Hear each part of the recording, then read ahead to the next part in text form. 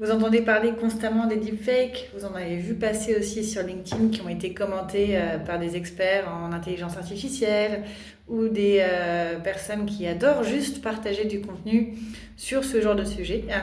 Et du coup, en fait, je réfléchissais là, avec cette culture du deepfake, je me rends compte qu'on est plus ou moins aussi influencé dans notre quotidien et dans notre pratique entrepreneuriale, hein, pour certains, puisque finalement, dans notre quotidien, il nous arrive aussi d'utiliser de l'intelligence artificielle pour nous rendre plus attractifs.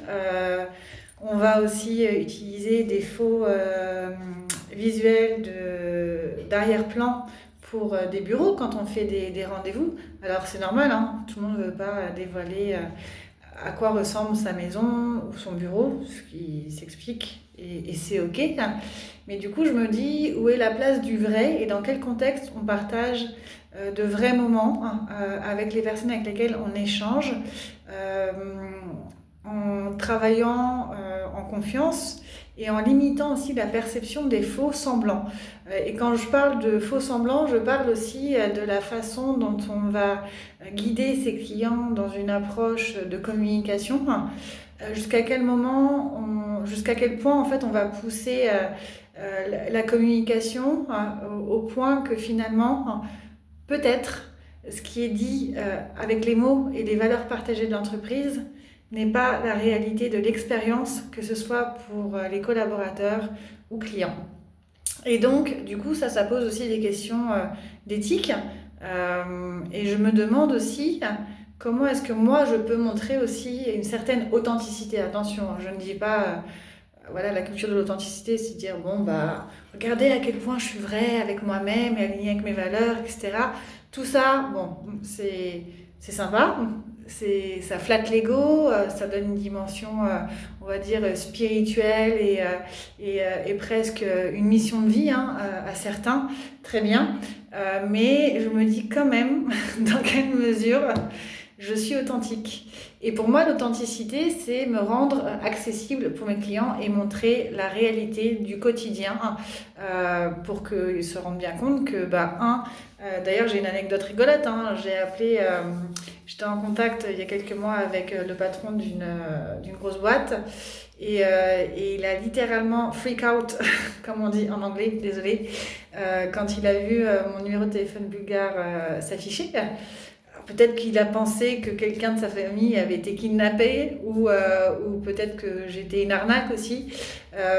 Et donc j'ai senti de la réticence par rapport au numéro de téléphone qui s'était affiché, puisqu'il ne s'attendait pas à ce qu'une Française qui a une agence de com et de marketing l'appelle avec un numéro de téléphone bulgare. Donc tout ça pour dire que moi je cache rien, je dis clairement à mes clients ce que je fais, où j'habite, quel est mon style de vie, grosso modo, hein, pas trop non plus dans les détails. Et du coup ça permet aussi de construire un niveau de confiance avec le client, lequel se sent aussi à l'aise de partager ce qu'il doit partager pour que moi je puisse aussi exploiter et explorer le potentiel de la marque et de la façon dont elle doit communiquer sur LinkedIn.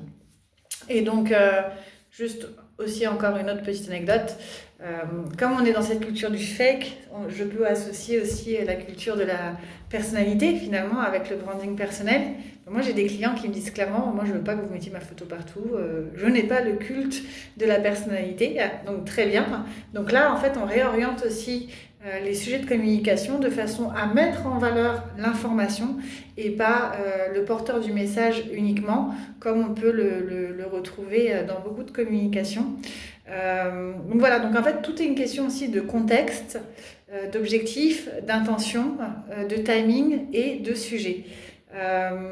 Donc pour conclure cette petite vidéo qui finalement aura duré presque 5 minutes, donc je tiens bien le crachoir ce matin,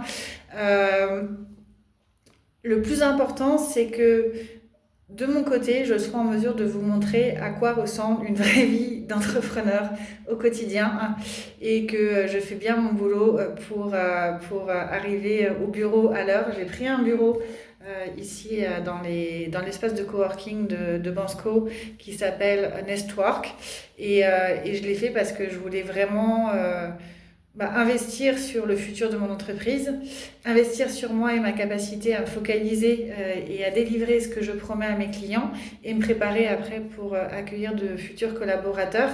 Et ça veut dire aussi que dans ce contexte-là, ce que je veux montrer, c'est que y a du vrai. Et le vrai, c'est la façon aussi dont moi je souhaite accompagner mes clients et de leur offrir aussi une expérience qui est toujours basée sur la réalité au quotidien, puisque du coup, je pense qu'à l'ère de l'émergence de l'intelligence artificielle et de la démocratisation d'outils comme ChatGPT qui peuvent être utilisés par n'importe qui, n'importe comment et à n'importe quel moment, et bien du coup, les contenus et les échanges vont devenir de plus en plus superficiels. Et donc, quand vous allez créer du contenu, il sera aussi vite oublié que le temps que vous avez mis à le créer. Donc c'est pour ça que je prêche pour de la constance, de la régularité, de l'engagement, à toujours aligné avec ce que vous avez à vendre, à qui, comment, et que du coup vous soyez cohérent entre votre communication sur LinkedIn et ce que les gens vont vraiment avoir comme expérience avec vous.